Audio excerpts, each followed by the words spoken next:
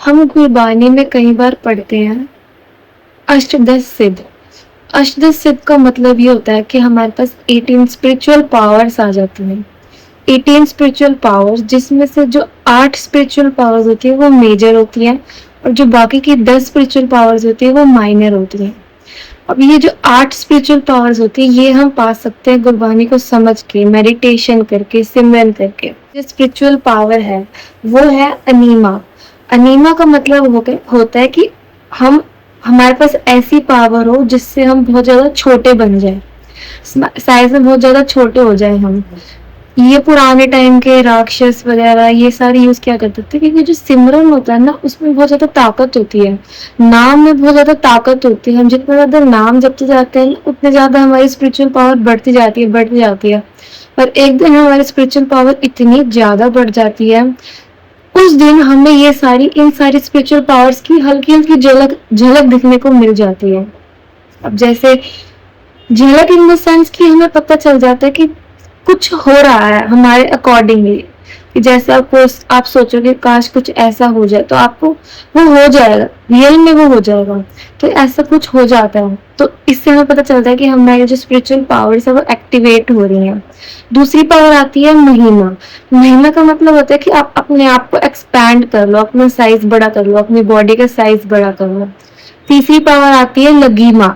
लगीमा का मतलब ये होता है कि आप अपनी ब्लड की डेंसिटी को बहुत ज्यादा कम कर लो, जिसकी वजह से आपकी जो बॉडी का वेट होता है वो बहुत ज्यादा कम हो जाता है। जिसकी वजह से पुराने टाइम में हम जैसे कहानियां भी सुनते हैं कि उड़ पाते थे, कुछ कुछ ऐसे जो बहुत ज्यादा मेडिटेशन करते थे वो हवा में हल्का सा फ्लोर से थोड़ा सा ऊपर उठ जाते थे, तो वो इसी स्पिरिचुअल पावर की वजह से होता था। कि इतना स्पिरिचुअल, इतने ज्यादा उनकी सिमरन था, इतना ज्यादा वो मेडिटेशन करते थे कि वो इस स्पिरिचुअल पावर को एक्टिवेट कर लेते थे। लगीमा मतलब वो अपनी ब्लड की डेंसिटी को बहुत ज्यादा कम कर लेते थे, जिसकी वजह से उनकी बॉडी जो है वो बहुत ज्यादा हल्की हो जाती थी। नेक्स्ट आती है हमारे पास गरिमा। गरिमा पावर तब आती है हमारे पास जब हम अपनी बॉडी के ब्लड की डेंसिटी को बहुत ज्यादा बढ़ा लें, जिसकी वजह से हमारी जो बॉडी का जो वेट होता है वो बहुत ज्यादा भारी हो जाता है। अब बॉडी का वेट बहुत ज्यादा भारी हो जाता है तो ये हमारे बहुत जगह पे यूज होता है इस स्पिरिचुअल पावर का। फिफ्थ हमारे पास आती है प्राप्ति। प्राप्ति मतलब जैसे किसी को सक्सेस चाहिए हो अपनी लाइफ में, स्पिरिचुअल सक्सेस तो मिलती है अगर आपके पास ये पावर है, बट किसी को फाइनेंशियल सक्सेस भी चाहिए तो तब भी माना जाता था पुराने टाइम्स में कि काफी मेडिटेशन करनी चाहिए, इससे हमें स्पिरिचुअल सक्सेस भी मिल सकती है बिना ज्यादा मेहनत करे। बट हमें सिमरन पूरी अच्छी तरीके से मेडिटेशन करना चाहिए।